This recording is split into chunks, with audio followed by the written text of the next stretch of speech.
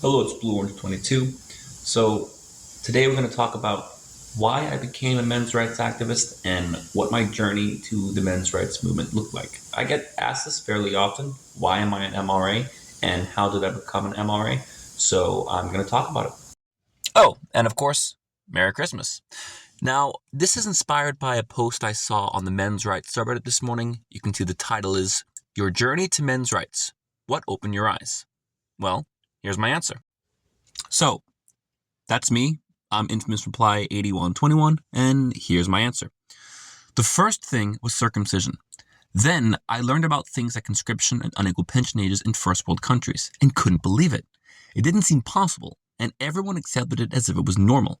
And in countries that supposedly ranked highest in the world for gender equality, it definitely opened my eyes. From there, the more I learned, the worse it got. The nail in the coffin was talking to feminists and asking about these things. Their reactions pretty much sold me on the MRM, aka men's rights movement. And you'll actually see the answer just below me is interesting because it starts off with him saying, I used to be a feminist. And then he goes on to say he went to feminist classes, studied feminist theory, and that pretty much convinced him not to be a feminist and to be an MRA instead. And that's actually pretty common to see on the men's rights subreddit. People posting that they used to be feminists, but then they went to feminist spaces or they joined the feminist group at their college and they realized that it just wasn't what they thought. And that's what a lot of people misunderstand about MRAs. They say, well, you guys don't understand feminism properly. You should study feminist theory. You guys misunderstand it. You think that it's all about hating men, but in reality, feminism helps men too, and feminism is for equality.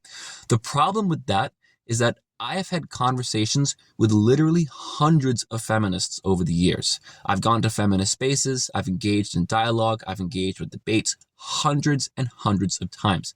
I look at what feminist organizations are actually doing, what laws they're actually supporting, and it just doesn't align with equality.